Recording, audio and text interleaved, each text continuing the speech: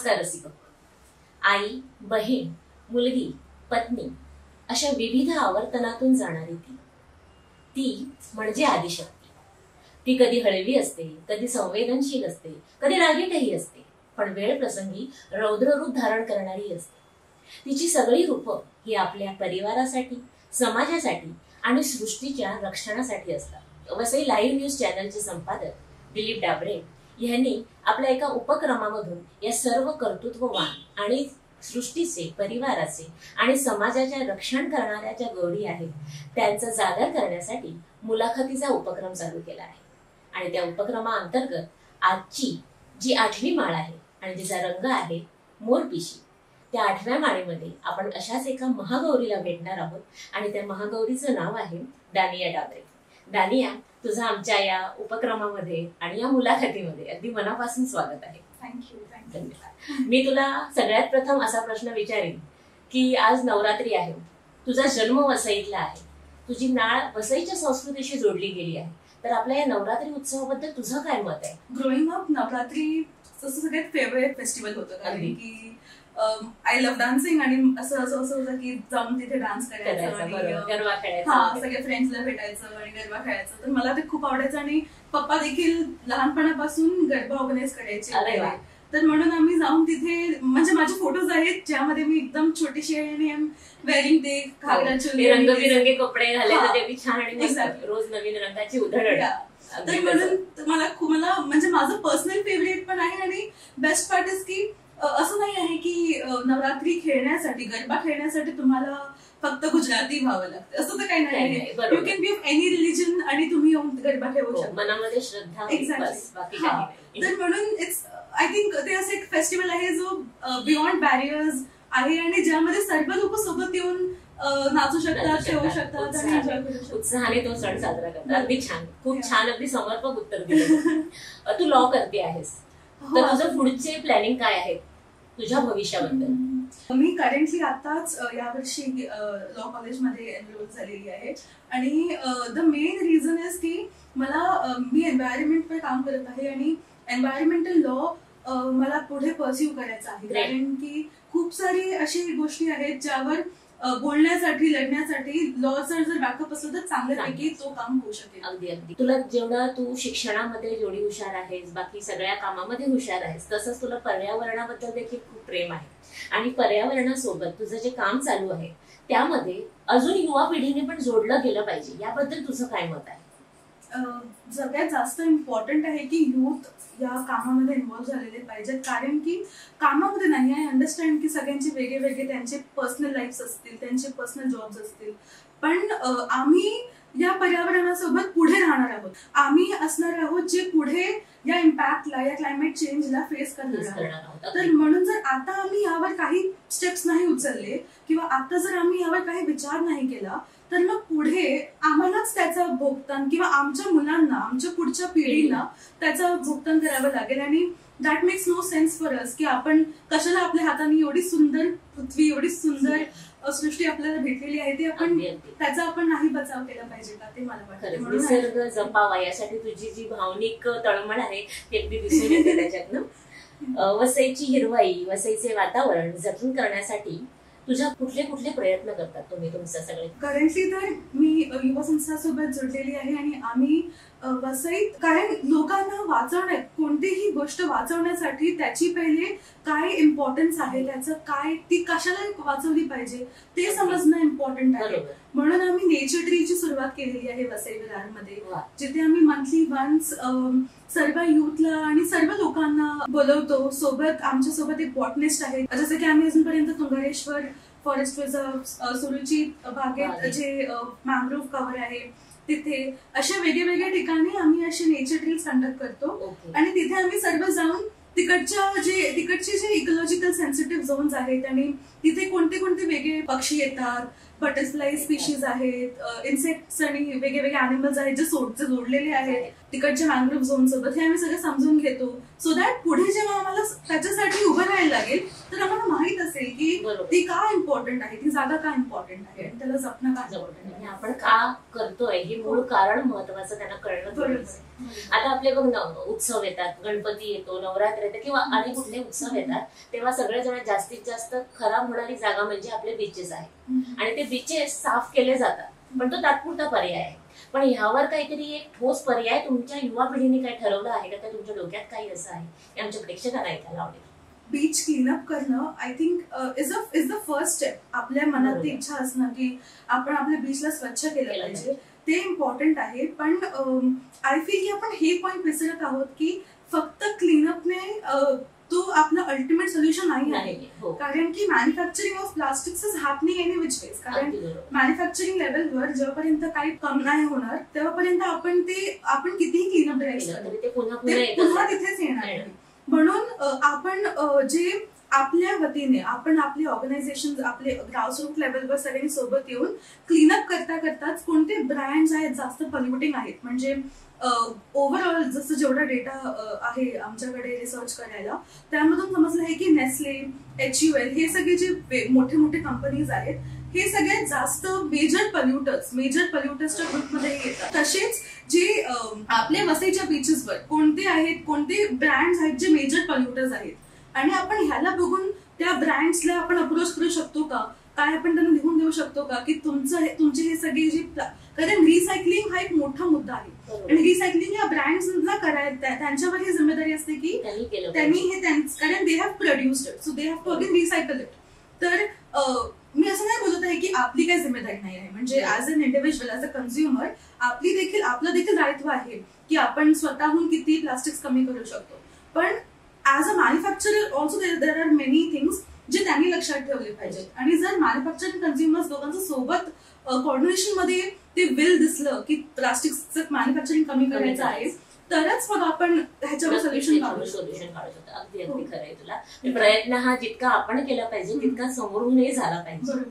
आपली वसई म्हणजे आपण हरित वसई म्हणायचो आधी, हल्ली वसई खूप प्रदूषित होत चालली. गाड्या म्हणा किंवा वाढतं जे बिल्डिंग्स वाढते आहेत, नवीन कन्स्ट्रक्शन वाढतं, तर या वाढत्या प्रदूषणाबद्दल तू काय सांगशील? आय थिंक प्रदूषण आपल्याकडे पॉप्युलेशन देखील खूप रॅपिड पेसवर वाढत आहे आणि त्यासोबतच पॉल्युशन पण वाढत आहे. आता रिसेंटली जसं की वसईत बसचं हे झालं की बसची रेट्स महिलांसाठी कमी केली, तर हा एक चांगला स्टेप आहे. आणि त्याच पद्धतीने आपल्याला पुढे स्टेप्स असे घेतले पाहिजेत की आपला जो लोकल ट्रान्सपोर्ट सिस्टम आहे, जो गव्हर्नमेंट ट्रान्सपोर्ट सिस्टम आहे, तो जर खूप चांगल्यापैकी झाला, जसं की इन पॅरिस आपण एक एक्झाम्पल घेऊ शकतो की तिथे कसं तिकडचं जे लोकल ट्रान्सपोर्ट सिस्टम आहे ते एवढं मजबूत केलेलं की आता लोकांना त्यांची गाडी काढायची गरज पडत, म्हणजे त्यांना त्यांची गाडी काढायची गरज पडत नाही. तर जर आपल्याकडे पण तसं काय झालं तर आपोआप pollution levels will go down. आणि अलॉंग विथ आपलं व्हेकलचं पोल्युशन, जे वेगळे फॅक्टरीज आहेत, इंडस्ट्रियल एरियाज आहेत वसईमध्ये, त्यांना आपण काय रेग्युलेशन्सच्या अंतर्गत ठेवत आहोत आणि त्यांचं पोल्युशन लेवल्स कंट्रोल्ड आहे का नाही, आपण हे सर्व देखील बघू शकतो. आणि त्यासोबतच एक बेसलाईन स्टडी, कारण आतापर्यंत वसईचं पोल्युशन एकदम तसं नाही वाढलेलं आहे, हळूहळू वाढलं. तर आपण आता काय लेवल्स आहेत त्याची एक बेसलाईन स्टडी जर VVCMC केली तर मग आपल्याला एक बेसलाईन माहिती पडेल की करंटली काय लेवल्स आहेत. आणि मग जेव्हा पुढे प्रदूषण वाढेल तर आपल्याला माहिती पडेल की आपण कुठून सुरुवात केली होती आणि काय झालेलं आहे आणि आपण काय त्याच्यावर स्टेप्स घेऊ शकतो. तर एक बेसलाईन स्टडी देखील झाली पाहिजे असं मला वाटतं. तू जितक्या तळमळीने बोलते तितकी तळमळ आहे, ती नुसती तळमळ नाही तर ती तळमळ तुझी अभ्यासपूर्ण पण आहे, हे तुझ्या प्रत्येक उत्तरामधून दिसून येते. तू युवा संघटनेसोबत देखील जोडली गेली आहेस, तर त्या संघटनेचं काय काम असतं ते आम्हाला सांगशील का? युवा संस्था जी आहे, youth for unity and voluntary action, ह्यांचं काम महाराष्ट्र, आसाम असे वेगवेगळ्या स्टेट्स मध्ये आहे. आणि मी वसई विरारच्या क्लायमेट जस्टिस टीम मध्ये काम करते. आणि युवाचं काम is focused on the urban poor, म्हणजे जे शहरी गरीब आहेत त्यांना लक्षात घेऊन त्यांचं काम असतं. आणि माझं पण जे काम आहे ते, आपण जेव्हा वसईबद्दल बोलतो तर good side of Vasai is आपले बीचेस, आपलं west side.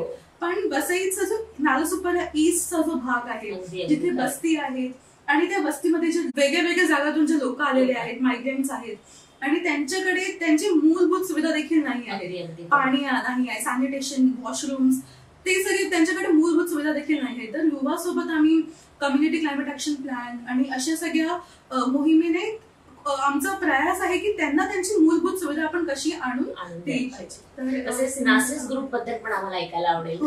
नासेज is national alliance for climate and ecological justice. NACEJ NEPM चाच इकॉलॉजिकल विंग आहे, ज्यामध्ये मी नासेज सोबत माझे स्किल्स जे अपग्रेड झालेले आहेत that is because of the NACEJ group. कारण की आम्ही त्यांच्यासोबत ट्रेनिंग्स अटेंड केलेले आहेत, ज्यामध्ये कसं आपण बेसलाईन डेटा क्रिएट, म्हणजे आपण जेव्हा बोलतो की एन्व्हायरमेंटचं काम आहे तर, आणि आपण जेव्हा जातो गव्हर्नमेंट ऑफिशियल्सकडे बोलायला की आम्हाला ही अडचण आहे, आमचं इथे पोल्युशन वाढलेलं आहे, पण किती वाढलं आहे ते कसं सांगायचं, म्हणजे कसं आपण पीपल्स EIA करू शकतो. EIA is environment assessment report. आणि कसं आपण लोकांसोबतच मिळून डेटा क्रिएशन करू शकतो.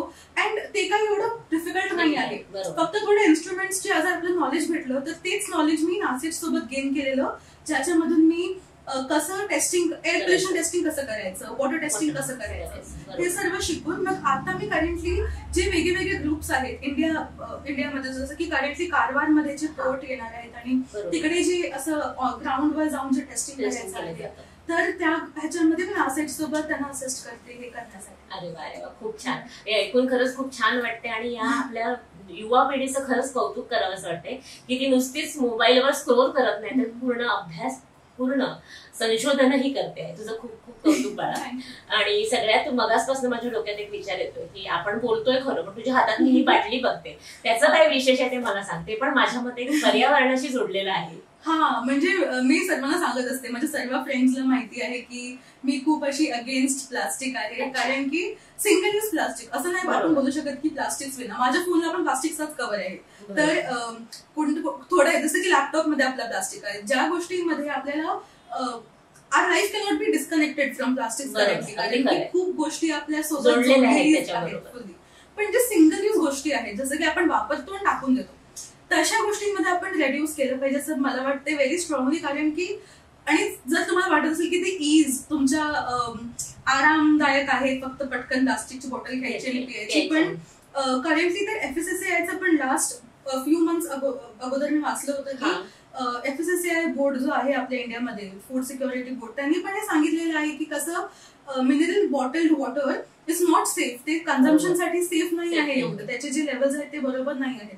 तर आपण मग असं आपल्याला जेव्हा माहित आहे की हे सर्व गोष्टी आहेत आणि तरी पण पर्यावरणाला पण आपण हार्म देत आहोत आणि आपण स्वतःच्या हेल्थला पण हार्म देत आहोत ते प्लास्टिकची बॉटल विकत घेऊन पित, त्यापेक्षा तर स्वतःची बॉटल कॅरी करा स्टीलची, किंवा त्याची तुम्ही स्वतःची बॉटल कॅरी करून त्याच्यामधूनच पाणी पिया असं हे करू शकता. So that's the reason carry.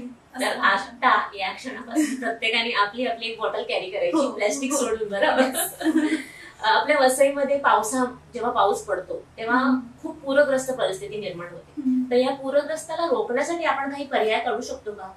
हो, डेफिनेटली. तर वसई जे आपला जो भाग आहे, आपण एक कोस्टल एरियाच्या खूप जवळ आहोत आणि आपण ट्रेडिशनली पण आपल्या area suppose to be the region जिथे सगळं पाणी येतो, समुद्राचा वाढ झाली तर पाणी आपल्या इथे येतो. म्हणून आपल्याकडे एवढे सारे सॉल्ट पॅनचा जो एरिया आहे, मॅंग्रोव्ह झोन जो एरिया आहे, तर हे सगळे जे आपले इम्पॉर्टंट एरियाज आहेत ह्यांचं प्रिझर्वेशन इम्पॉर्टंट आहे. आणि आता आपण जेव्हा असं बोलत आहोत तर खूप सारे लोक मला पण सांगतात की तुम्ही डेव्हलपमेंटच्या विरुद्ध करतात आणि डेव्हलपमेंट बद्दल तुम्हाला पाहिजे की डेव्हलपमेंट नाही झाली पाहिजे, पण ते मेन मोठं नाही आहे. डेव्हलपमेंट कसं एन्व्हायरमेंटला पण लक्षात घेऊन होऊ शकलं पाहिजे. बरोबर. तसं काय आपण बघू शकतो, कारण की आता जसं की फॉर एक्झाम्पल अशा सिटीज आहेत, सिंगापूर सारखे सिटीज आहेत जे लेक सिटीज आहेत. वसई पण नीरी IIT नीरीचा जो रिपोर्ट आहे, VVCM सोबत जी स्टडी केलेली आहे, त्यामध्ये लिहिलेलं आहे की कसं आपल्याला वसईमध्ये पॉइंट्स निर्मित केले, म्हणजे असे कनेक्टिंग पॉइंट झाले पाहिजे, लेक सिटी झाली पाहिजे, ज्यामध्ये आपण एरियाज मध्ये कन्स्ट्रक्शन देखील करत आहोत, पण आपण हे बरोबर लक्षात ठेवलेलं आहे की पाण्याला जाण्यासाठी एक मार्ग ओपन आहे. सर्व मार्ग आपण जर एवढं अनप्लॅन डेव्हलपमेंट केलं जिथे आपण सर्व एरियाज मध्ये फक्त बिल्डिंग बनवली तर आपण डुबूनच जाऊ. There is no other way. तर म्हणून जर आपण लक्षात ठेवलं की कसं डेव्हलपमेंट विथ एन्व्हायरमेंट आपण करू शकतो, तर that is the only way to go ahead. म्हणजे डेव्हलपमेंट करता करता सृष्टीचा रासही करू नये, सृष्टीला सांभाळूनच आपण आपला विकास करावा, एकूण असंच आहे. तर लोकांनी महानगरपालिकामध्ये तुला लॉ करतेस त्याच्यावर हा प्रश्न तुला विचारायचा वाटतो की आपले जे सर्वसामान्य लोक आहेत त्यांना महानगरपालिकेमधून कुठले कायदे आहेत की त्याच्याने त्यांना फायदा होऊ शकतो, त्यांना उपयोग होऊ शकतो, असे कुठले कायदे त्यांनी लक्षात ठेवले पाहिजेत किंवा त्यांना कळले पाहिजे?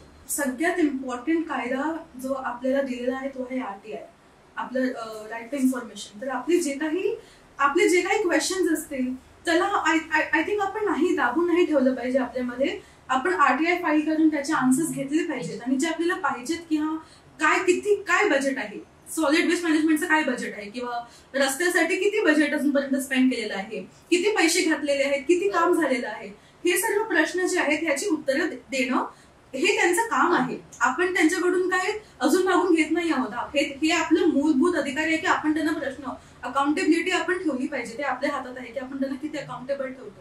तर VVCMC ला आपण हे सर्व प्रश्न त्यांना मांडू शकतो. तर आपण RTI हा जो आपल्याकडे करंटली त्याचं युजेज पण कमी झालेलं आहे आणि ते एक फिअर पण झालेलं आहे की नाही आपण RTI कसं घालायचं.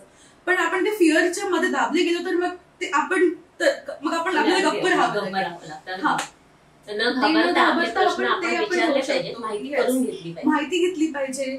इफ नॉट अगर वाटत आहे की RTI नाही घालायचं आहे तर मग लेटर घाला, त्यांच्याशी संवाद करा, त्यांना विचारा. म्हणजे VVCMC सोबत एक कनेक्शन बनवण्यासाठी आपण प्रयत्न केला पाहिजे. त्यांच्याशी बोललं पाहिजे. आणि त्यासोबतच MRTP ऍक्ट जो आहे तो त्याच्यामध्ये डेव्हलपमेंट प्लॅन बद्दल की आता जसं की वसई विरारमध्ये डेव्हलपमेंट प्लॅन पुढच्या आता आलं पाहिजे होतं पास्ट मंथ्स मध्ये, पण आता इन द कमिंग मंथ्स कधीही येऊ शकते. मे बी नेक्स्ट इयरच्या इनिशियल मंथ्स मध्ये वसई विरारचं नवीन डेव्हलपमेंट प्लॅन येऊ शकणार आहे. तर आणि ते डेव्हलपमेंट प्लॅन 20 वर्षासाठी वसई विरारचं फ्युचर डिसाईड करणार. तर मग आणि त्यामध्ये आपल्याला सजेशन ऑब्जेक्शनचं एक सेगमेंट आहे. After the development plan is release, म्हणजे जेव्हा डेव्हलपमेंट प्लॅन बाहेर येतो मग आपल्याला त्यांना प्रश्न विचारणं आणि आपले काय ऑब्जेक्शन असतील ते त्यांना आपण ठेवू शकतो. हे सर्व आपल्या MRTP ऍक्ट मध्ये आपल्याला दिलेलं आहे. हे सर्व हे आपले राईट्स आहेत. तर जर आपल्याला ह्याची पण माहिती असली की आपण काय करू शकतो ऍज अ सिटिझन, तर आपण आपल्या वसईची ही जी इम्पॉर्टन्स आहे, हे जे हिरवळ आहे आपण वाचवू शकतो. आणि अतिशय उपयुक्त माहिती सांगितलीस तू आम्हाला. आता तू हे काम करतेच आहेस, पण आपली जी युवा पिढी आहे त्यांना तू काय सांगशील की त्यांनी या पर्यावरण वाचवण्याच्या मोहिमेमध्ये येऊन कसं पर्यावरणाला साथ घातली पाहिजे आणि त्यांना वाचवलं पाहिजे पर्यावरणाला? तर मी सुरुवात केली होती या स्टेटमेंट सोबत की कसं कमिंग अप जनरेशन म्हणजे आमचे जे युथ जनरेशन, आम्हालाच पुढच्या क्लायमेट चेंजचं सर्व जे काही पुढे बदल होणार आहे त्याचा आम्हाला त्याचे रिपरकशन्स पण आम्हालाच घ्यावे लागतील. तर म्हणूनच आय फील की युथचं या कामामध्ये येणं एनी फॉर्म, म्हणजे जर तुम्ही बिझी आहात विथ युअर वर्क लाईफ तर मे बी वीकेंड्सला किंवा कधीही जेव्हा तुम्हाला वाटत आहे कधी तुम्ही लिहून सहभाग करू शकता. तुम्ही कोणत्याही mostly building your knowledge also की तुम्ही काय वाचू शकता, की तुम्ही कसं आमच्या कामात देखील युवाच्या वेबसाईट वरती काम आहे. आपली आपला विकास करून आम्ही ग्रुप पण सुरू केला आहे ज्यामध्ये आम्ही सर्वांना सोबत घेऊन, तर जर कोण त्यामध्ये येण्यासाठी इंटरेस्टेड असेल तर त्यामध्ये जॉईन करा. आणि तुम्हाला जेव्हा देखील वेळ भेटेल, असं नाही आहे की तुम्हाला कमिटमेंट द्यावी लागेल की मी तुम्हाला रोज किंवा एव्हरी वीकेंडला, जेव्हा देखील युथला टाइम असेल तर ते जोडून या टॉपिकला समजण्यासाठी अजून पुढे प्रयत्न करू शकतो. आणि मग पुढे देखील जेव्हा डेव्हलपमेंट प्लॅन येईल तेव्हा आपलं पार्टिसिपेशन, युथचं पार्टिसिपेशन यामध्ये जास्त असणं खूप इम्पॉर्टंट आहे.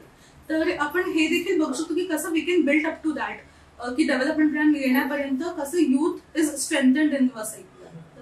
यावर एक आमचे कवी आहे ते नेहमी म्हणतात की ये बदलेगा तो देश बदलेगा, वो बदलेगा तो देश बदलेगा. पण असं असतं का? नाही, हम बदलेंगे तो देश बदलेगा. म्हणून मलाही युवांना सगळ्यांना सांगणं आहे की तुम्ही एक पाऊल पुढे टाका. दानिया तुमच्या सोबत आहेत आणि हा पर्यावरणाला वाचवण्यासाठी आपण नक्कीच प्रयत्नशील राहू. आमच्या सगळ्यांची सोबत तर असेलच, पण ह्या तुमच्या प्रयत्नाला अगदी खूप अगदी मनापासून आमचे आशीर्वाद. आज नवरात्री आहे आणि नवरात्री निमित्त आपल्या महिला प्रेक्षकांना किंवा आपल्या युवा महिला प्रेक्षकांना तू काय संदेश देशील? मला असं वाटतं की नवरात्रीमधून सगळ्यात इम्पॉर्टंट, कारण हा एक फिमेल गॉडेस देवी आहे, त्यांची पूजा करतो. तर आपण हे देखील लक्षात ठेवलं पाहिजे की we have that God is in us as well. म्हणजे आपण जेव्हा स्वतः, बिकॉज मी माझ्या मम्मीला बघितलं आहे आणि माझ्या सराउंडिंग पण जेवढे पण महिलांना बघितलं आहे, ते स्वतःला सोडून सगळ्यांचं बघतात, सगळ्यांसाठी कामं करतात, सगळ्यांसाठी सर्व करतात, पण स्वतःची काळजी घेत नाही. तर आय थिंक आपण स्वतःमध्ये जी गॉडेस आहे लपलेली, तिला देखील आपण तेवढंच प्रेमाने, तेवढंच चांगल्यापैकी आपण तिचं संरक्षण केलं पाहिजे, तिला पोचलं पाहिजे, की so that you take care of yourself. कारण जर आपण चांगल्यापैकी नाही स्वतःला ठेवलं आणि we don't take care of our own self, तर मग आपण पुढे काम कसं करू शकतो. आणि बी फिअरलेस, कारण की म्हणजे जे काही असे वेगळे जे हे आहेत ना, की असं म्हणजे महिलांना असं असलं पाहिजे, तसं असलं पाहिजे, हे सुगणं नाही सोडायचे, हे कपडे नाही घालायचे, हे नाही करायचं. आय थिंक जे तुम्हाला वाटत आहे, जे तुम्हाला बरोबर वाटतं तसं करा, तशाप्रमाणे राहा आणि be fearless is what I would like to say. धन्यवाद. अतिशय खूप छान माहिती सांगितलीस. आमच्या महिलांसाठी तर अजिबात घाबरू नका, धनी आहे आपल्यासोबत. नाही ग, जोक सपाट. आजच्या तुझ्या बिझी शेड्यूल मधून तू आम्हाला वेळ दिलास, वेळात वेळ काढून इथे आलीस आणि आमच्या सोबत व्यक्त झालीस, पर्यावरणासोबत इतकी छान माहिती, अभ्यासपूर्ण माहिती आम्हाला सांगितलीस. तर वसई लाईव्ह न्यूज चॅनल तर्फे मी तुझे अगदी मनापासून आभार मानते. थँक्यू खूप खूप धन्यवाद आणि तुला खूप खूप आशीर्वाद. Thank you so much. Thanks to Vasai live news आणि तुम्हाला पण, की मला बोलण्याची संधी दिली, की मी इथे येऊन माझे थॉट्स बोलू शकते. Thank you so much. धन्यवाद. ओके.